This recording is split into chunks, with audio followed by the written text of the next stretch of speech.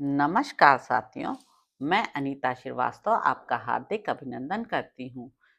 श्री महर्षि वेदव्यास द्वारा रचित महाभारत के 18वें अध्याय में आज का प्रसंग है देवताओं और दैत्यों द्वारा अमृत के लिए समुद्र का मंथन, अनेक रत्नों के साथ अमृत की उत्पत्ति और भगवान का मोहिनी रूप धारण करके दैत्यों के हाथ से अमृत ले लेना।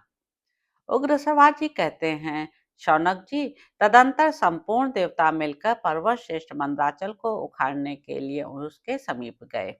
वह पर्वत श्वेत मेघ खंडों के समान प्रतीत होने वाले गगनचुंबी शिखरों से सुशोभित था। सब ओर फैली हुई लताओं के समुदाय ने उसे आच्छादित कर रखा था। उस पर चारों ओर भांति भांति के विहंगम कलरव कर रहे थे। बड़ी बड़ी दाढ़ों वाले व्याघ्र, सिंह आदि अनेक हिंसक जीव वहां सर्वत्र भरे हुए थे। उस पर्वत के विभिन्न प्रदेशों में किन्नर गण, अप्सराएं तथा देवता लोग निवास करते थे। उसकी ऊंचाई 11,000 योजन थी और भूमि के नीचे भी वह उतने ही सहस्र योजनों में प्रतिष्ठित था। जब देवता उसे उखाड़ न सके, तब वहां बैठे भगवान विष्णु और ब्रह्मा जी से इस प्रकार बोले, आप दोनों इस विषय में कल्याणमयी उत्तम बुद्धि प्रदान करें और हमारे हित के लिए मंदराचल पर्वत को उखाड़ने का प्रयत्न करें। उग्र सवाजी कहते हैं कि भृगुनंदन, देवताओं के ऐसा कहने पर ब्रह्मा जी सहित भगवान विष्णु ने कहा, तथास्तु। तदंतर जिनका स्वरूप मन, बुद्धि एवं प्रमाणों की पहुंच से परे है, उन कमल नयन भगवान विष्णु ने नागराज अनंत को मंदराचल उखाड़ने के लिए आज्ञा दी। जब ब्रह्मा जी ने प्रेरणा दी और भगवान नारायण ने भी आदेश दे दिया, तब अतुल पराक्रमी अनंत उठकर उस कार्य में लगे। ब्रह्मन, फिर तो महाबली अनंत ने जोर लगाकर गिरिराज मंदराचल को वन और वनवासी जंतुओं सहित उखाड़ लिया। तत्पश्चात देवता लोग उस पर्वत के साथ समुद्र तट पर उपस्थित हुए और समुद्र से बोले, हम अमृत के लिए तुम्हारा मंथन करेंगे। यह सुनकर जल के स्वामी समुद्र ने कहा, यदि अमृत में मेरा भी हिस्सा रहे तो मैं मंदराचल को घुमाने से जो भारी पीड़ा होगी उसे सह लूंगा। तब देवताओं और असुरों ने समुद्र तल में स्थित कच्छपराज से कहा, भगवान, आप इस मंदराचल के आधार बनिए। तब कच्छपराज ने तथास्तु कहकर मंदराचल के नीचे अपनी पीठ लगा दी। देवराज इंद्र ने उस पर्वत को वज्र द्वारा दबाए रखा।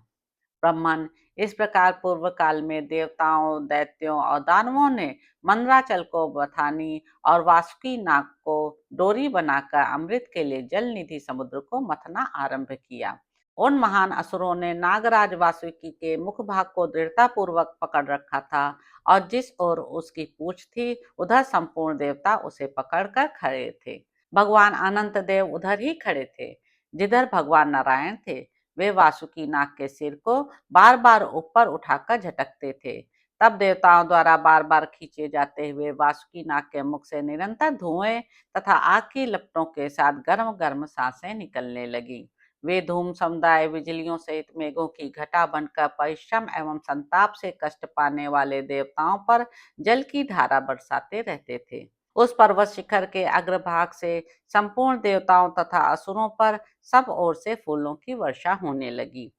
देवताओं और असुरों द्वारा मंदराचल से समुद्र का मंथन होते समय वहां महान मेघों की गंभीर गर्जना के समान जोर जोर से शब्द होने लगा। उस समय उस महान पर्वत के द्वारा सैकड़ों जलचर जंतु पिस गए और खारे पानी के उस महासागर में विलीन हो गए। मंदराचल ने मरुणालय तथा पाताल तल में निवास करने वाले नाना प्रकार के प्राणियों का संहार कर डाला।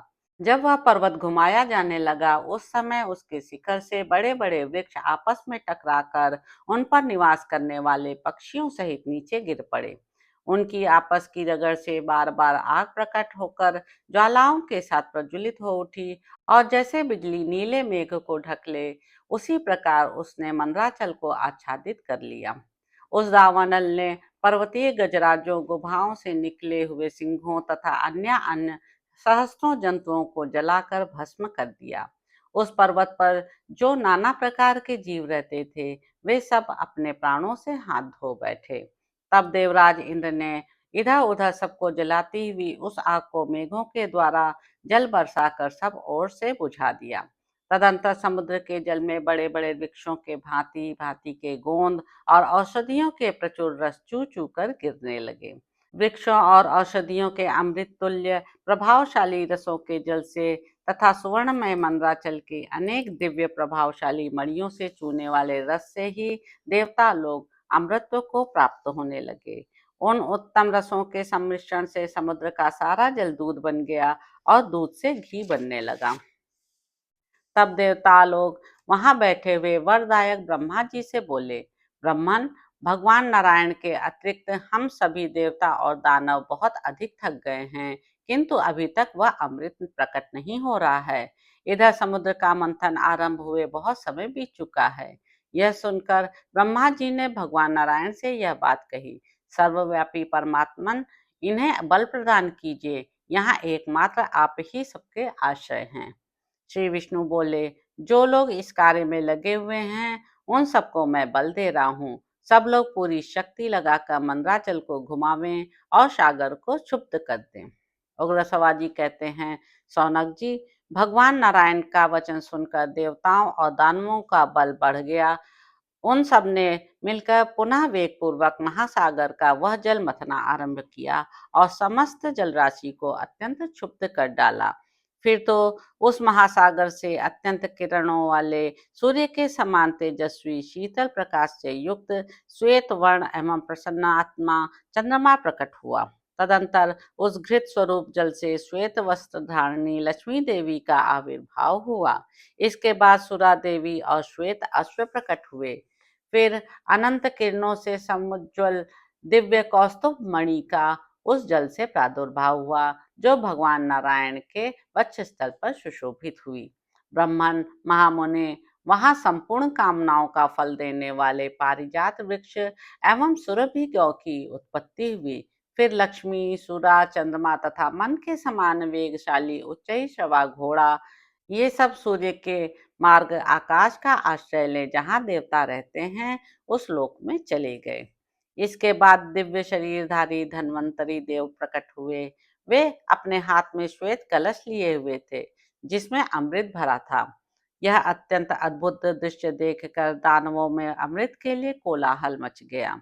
वे सब कहने लगे, यह मेरा है, यह मेरा है। तत्पश्चात श्वेत रंग के 4 दांतों से सुशोभित विशालकाय महानाग ऐरावत प्रकट हुआ, जिसे वज्रधारी इंद्र ने अपने अधिकार में ले लिया। तदंतर अत्यंत वेग से मथने पर कालकूट महाविष उत्पन्न हुआ। वह धूमयुक्त अग्नि की भांति एकाएक संपूर्ण जगत को घेर कर जलाने लगा। उस विष की गंध सूंघते ही त्रिलोकी के प्राणी मूर्छित हो गए।